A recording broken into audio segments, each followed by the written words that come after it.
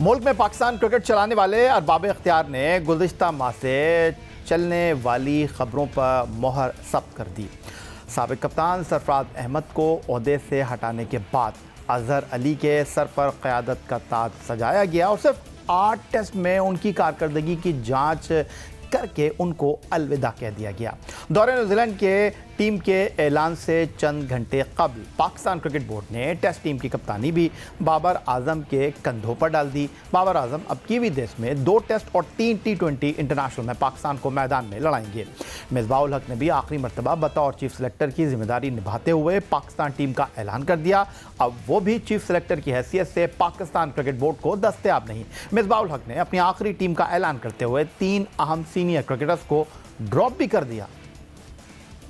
New Zealand के खिलाफ 35 रुकनी squad में जहां नौजवान क्रिकेटर्स को मौका दिया गया है, वहीं परफॉर्म न करने वाले senior cricketer Arshad Shafiq, white ball cricket खेलने वाले शुएब मलिक और मोहम्मद आमिर भी टीम में जगह बनाने में नाकाम रहे हैं।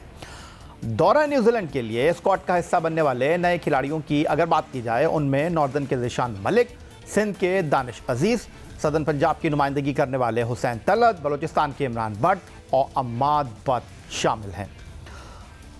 पाकिस्तान के middle order batsman Asad Shafiq पहली मरतबा टेस्ट टीम से ड्रॉप हुए हैं।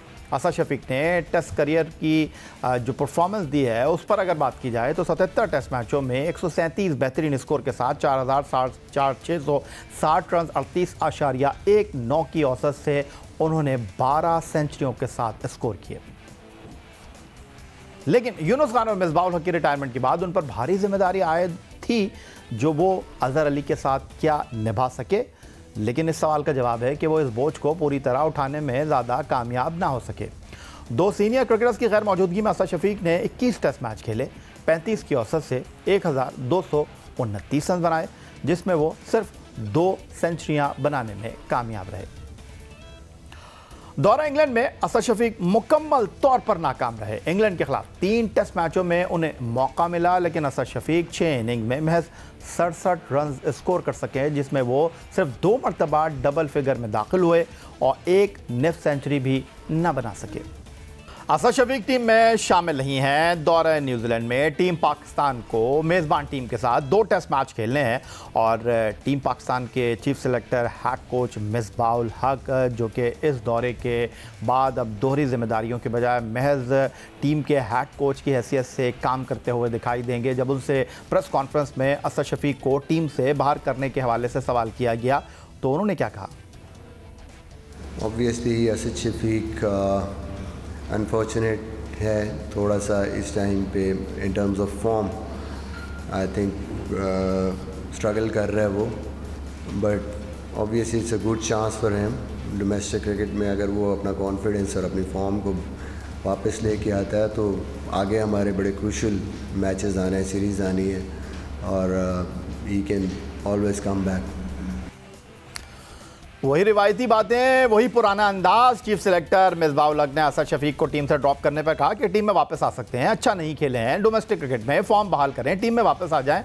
क्या यही जवाब होना चाहिए था? क्या कुछ और कहना चाहिए था? दौरा न्यूजीलैंड के लिए 35 खिलाड़ी क्या दुरुस्त मुंतखब हुए हैं? इस पर गुफ्तगू करने के लिए आज हमारे साथ 3 टेस्ट क्रिकेटर मौजूद हैं। क्रिकेट के सिकंदर बख्श साहब हमारे साथ मौजूद हैं। उसके अलावा test fast bowler Abdul Rauf और टेस्ट ऑलराउंडर यासिर अराफात से भी 35 खिलाड़ी जो दौरा न्यूजीलैंड के लिए मुंतखब हुए हैं, जो पाकिस्तान शाहीन और पाकिस्तान टीम का हिस्सा होंगे, उन पर गुफ्तगू करने के लिए पहले सिकंदर बख्श साहब की तरफ चलते हैं। सिकंदर बख्श साहब, क्या ख्याल है असद शफीक के बारे में आपका, जिनको टीम से पहली मरतबा ड्रॉप किया गया? 2010 में वो टीम पाकिस्तान का हिस्सा बने, 10 साल पाकिस्तान से खेले, कभी ड्रॉप नहीं हुए, 70 टेस्ट मैच खेले, लेकिन जो उनकी कारकर्दगी है टेस्ट क्रिकेट में 77 टेस्ट मैचों में 4,660 रन 38.19 उनके रन बनाने की औसत, क्या ये दुरुस्त फैसला है मिसबाह-उल हक का? देखें, परफॉर्मेंस तो वाकई उसकी वाली नहीं है जिस तरह की होनी चाहिए थी असद शफीक की, मगर असद शफीक के बगैर आप जा रहे हैं, ये बहुत बड़ा एक सवालिया निशान है। अगर आप फ़खर जमान को साथ लेके जा सकते हैं, अगर आप फ़हीम अशरफ को बगैर कुछ किए खिला खिला के उनको भी लेके जा सकते हैं, तो मेरे ख्याल से असद शफीक भी जा सकते हैं। देखिए, ये 35 रुकनी टीम है, मैं तो हंस रहा था बैठा कि ये पूरी बारात है।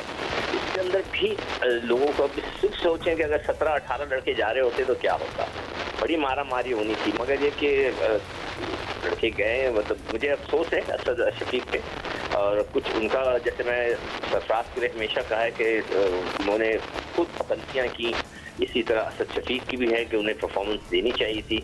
मगर फिर भी जब 35 लड़के जा रहे हैं, फ़खर जा रहे हैं, वहीम जा रहे हैं, तो मेरे ख्याल से असद शफीक भी जा सकते थे।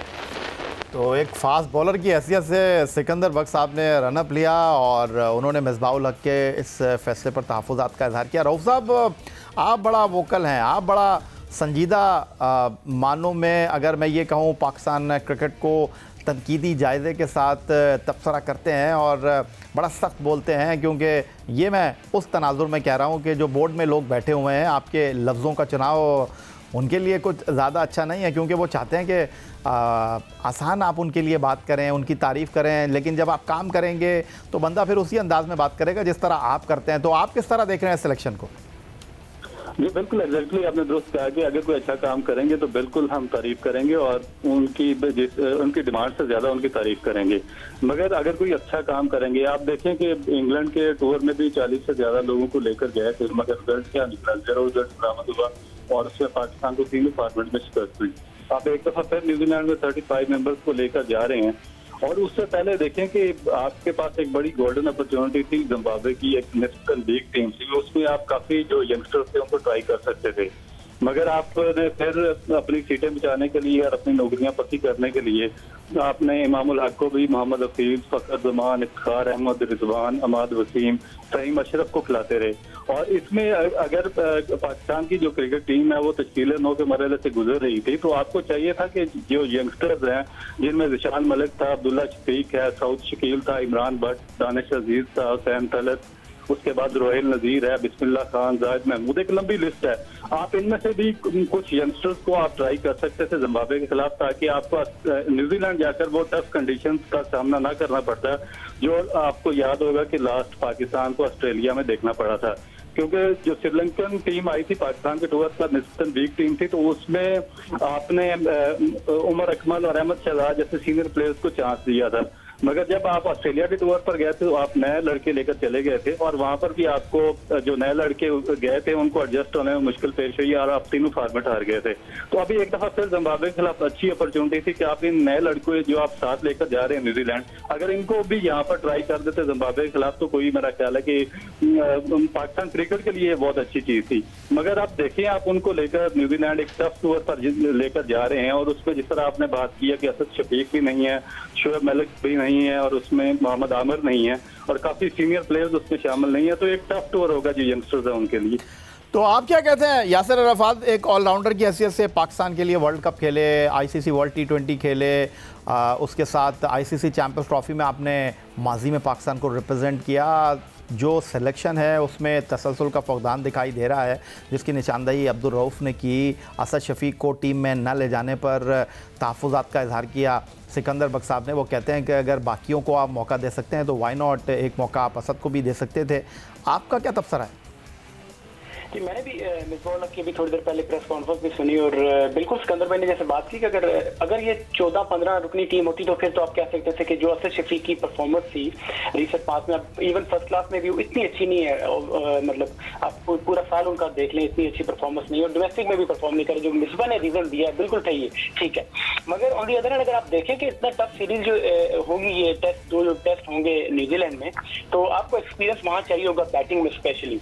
तो अगर आप देखें, अगर ड्रॉप भी करना था तो आप देखें फखर को भी आप कैरी कर रहे हैं, इतना कंसिस्टेंटली उनको चांसेस भी दे रहे हैं। इवन फहीम अशरफ को देख लें, और आप देखें इन लोगों को अगर आप चांस दे सकते हो तो 35 में असद की भी जगह बन सकती है। उसके अलावा अगर आप बाकी प्लेयर्स की बात करें, देखें सोहेल खान को देखो आप ऐड कर रहे हैं, आप उनकी एज आप सबको पता है कि कितनी एज है, ऑल्दो उनकी अच्छी परफॉर्मेंस रही है। मगर आप अपने फ्यूचर को देखना है तो उसकी जगह आप किसी नए लड़कों को खिला सकते थे, क्योंकि आपने पहले भी उनको इंग्लैंड के टूर पे सोहेल खान को लेके गए, वहां पे भी आपने उनको नहीं खिलाया।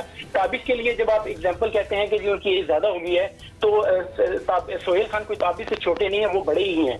और फिर मूसा खान को कंसिस्टेंटली चांसेस मिल रहे हैं, वो उस तरह परफॉर्मेंस नहीं दे रहे, तो आप एक नए यंगस्टर को भी ट्राई कर सकते थे इस टूर पे।